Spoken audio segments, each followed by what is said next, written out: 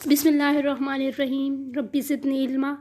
Assalamu alaikum, dear students. As you know, we are studying online with computers, revised edition for grade 7. Hope so you all are fine. Let's start our today's lecture. तो हम लोगों ने chapter number 2 भी and कर लिया है अल्हम्दुलिल्लाह। तो आज हम लोग पढ़ने वाले हैं now you no.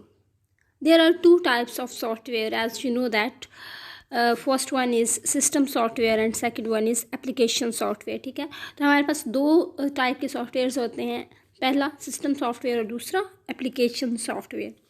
Operating system is a system software. Operating system क्या है, अब यहाँ पे आप लिख सकते हैं कि डिफाइन ऑपरेटिंग सिस्टम, क्वेश्चन ये आ सकता है। Operating system is a system software that controls. Operating system एक सिस्टम सॉफ्टवेयर है जो कंट्रोल करता है the overall activities of computer.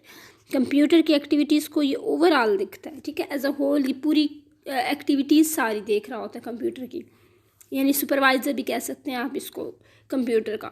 और एक ऐसा सॉफ्टवेयर है जो मैनेज करता है, manager of the computer, administrator of the computer, controller of the computer. ठीक है, तो ये इस तरह से आप कह सकते हैं जैसे आप सीपीयू को कहते हैं brain of the computer. Next देखिएगा, single user, multi user and multitasking are the types of operating system. ये तीनों क्या हैं, सिंगल यूज़र, मल्टी टास्किंग, ये तीनों ऑपरेटिंग सिस्टम की डिफरेंट टाइप्स हैं। ठीक है, नेक्स्ट पॉइंट है आपके पास, utility program help in providing additional functionalities to the operating system. Define utility programs आ सकता है, तो उसकी डेफिनेशन है कि यूटिलिटी प्रोग्राम हेल्प करती है आपको एडिशनल फंक्शनैलिटीज़ को ऐड करने की आपके ऑपरेटिंग सिस्टम में। ठीक है जी, नेक्स्ट पॉइंट है, there are two types of programming languages. Number 1 high level language, number 2 low level language, जैसे कि हम लोग पढ़ चुके हैं ये रीडिंग में। नेक्स्ट है assembly language and machine language and assembly language are two types of low level languages. Low level languages को भी आगे कैटेगराइज किया गया, और कितनी कैटेगरीज हैं उसकी, 2 हैं। एक को आप मशीन लैंग्वेज बोलते हैं, दूसरे को आप असेंबली लैंग्वेज कहते हैं। नेक्स्ट आप ब्लैंक भी बना सकते हैं क्योंकि क्वेश्चन ये बन नहीं सकता। Dash are also known as translator programme,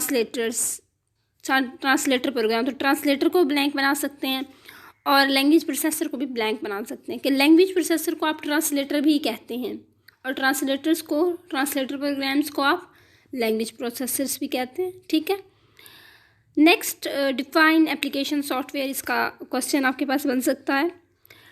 application software is used to perform specific task. Application software जो है वो ख़ास किस्म के कामों को अंजाम देने के लिए इस्तेमाल होता है। There are two types of application software, जैसे कि हम लोगों ने कल के लेक्चर में पढ़ा, पैकेज एंड कस्टमाइज्ड सॉफ्टवेयर्स। ठीक है, पैकेज और कस्टमाइज्ड दो टाइप्स हैं किसकी, एप्लीकेशन सॉफ्टवेयर की 2 टाइप्स हैं, हम ये रीडिंग में पढ़ चुके हैं। नाउ मूव ऑन टू की terms. Computer software, define computer software, आप इसका क्वेश्चन बनाएंगे। A set of programs that provide the instructions for a computer to perform some task।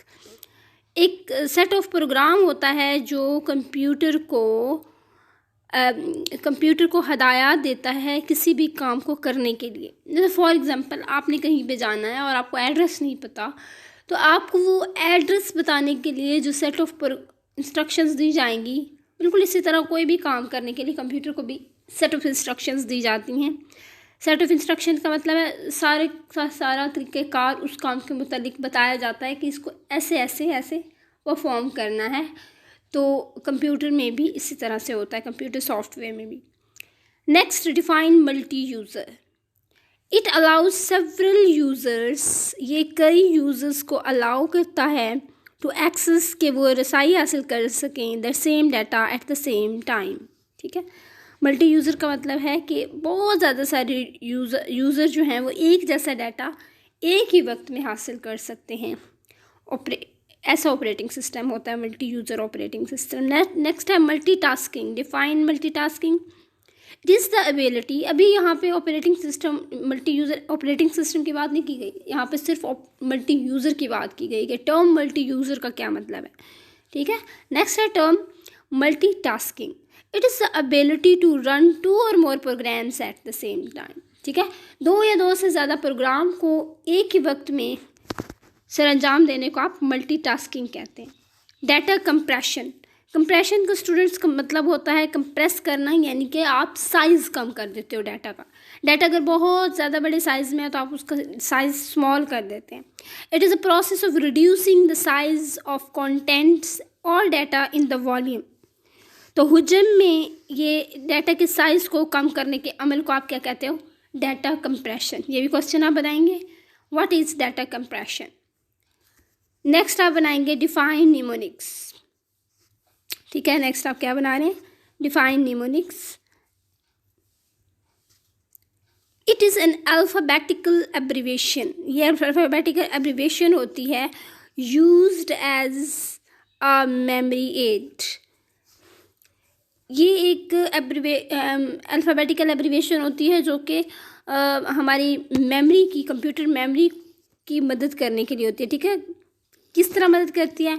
यही डाटा कंप्रेशन वाला कॉन्सेप्ट आ जाता है कि आपके पास बजाय इसके कि आप लिखें एडिशन इतना बड़ा आप लिख लें, तो आप हेल्प करते हैं मेमोरी की और आप इसको क्या करते हैं? स्मॉल लिखते हैं। आप इसको लिखते हैं ऐड, या समीशन को आप लिखते हो सम, ठीक है। समीशन नहीं लिखते, आप लिखते हो सम। एडिशन नहीं लिखते, आप लिखते हो ऐड। तो ये जो आपके पास एब्रीवेशन होती है ये एक्चुअली में मेमोरी की हेल्प करती है। Add is a mnemonic used for addition. तो हम लोगों ने जो एग्जांपल अभी देखी वो मैं एक्सप्लेन कर चुकी हूँ। Define database management system, DBMS। Database management system is a collection of data and other related information, ठीक है जी। डाटा और दूसरी इंफॉर्मेशन जो रिलेटेड इंफॉर्मेशन होती है उसको आप डेटाबेस मैनेजमेंट सिस्टम कहते हैं। A dash is a collection, तो हम एक्सरसाइज में एक क्वेश्चन कर लेते हैं। A dash is a collection of computer programs providing instruction for a computer. तो इसमें क्या आएगा? कौन से कंप्यूटर प्रोग्राम्स होते हैं जो आपके पास कंप्यूटर को इंस्ट्रक्शंस फराहम करते हैं? हमने अभी पढ़ा था बी, कंप्यूटर सॉफ्टवेयर, ठीक है। Next, antivirus and file managers are utility programs, translators और सॉफ्टवेयर्स। जी, ये आपके पास यूटिलिटी प्रोग्राम्स हैं। Dash is the example of operating system. English एक ऑपरेटिंग सिस्टम है, एंड्रॉयड या फोर्ट्रॉन। इंग्लिश एक लैंग्वेज है, ठीक है, जर्नल लैंग्वेज है। एंड्रॉयड एक ऑपरेटिंग सिस्टम है और फोर्ट्रॉन एक कंप्यूटर लैंग्वेज है। तो एंड्रॉयड जो है वो एक ऑपरेटिंग सिस्टम है। And dash is a software that convert the assembly language instructions into machine code. कौन सा सॉफ्टवेयर आपके पास असेंबली लैंग्वेज के इंस्ट्रक्शंस को मशीन लैंग्वेज के इंस्ट्रक्शन में चेंज करता है? जी, assembler. Next, dash language is general purpose programming language. Pascal, BASIC या सी? तो इसका क्या आंसर है? सी इसका आंसर है, ठीक है जी। क्या होगा इसका आंसर? सी। नेक्स्ट है आपके पास डैश इज़ द प्रॉपर्टी, कौन सी सलाहियत है दैट अलाउ, जो कि इजाज़त देती है सेवरल यूजर्स, बहुत ज़्यादा यूजर्स को, to access the same data at the same time, कि एक जैसा डाटा एक ही वक्त में वो एक्सेस कर सके। तो ये आपके पास अभी आपने पढ़ा है मल्टी यूज़र, ठीक है जी। Okay students, that's all. इंशाल्लाह we will continue remaining exercise from next lecture. Till then, Allah Hafiz, stay blessed.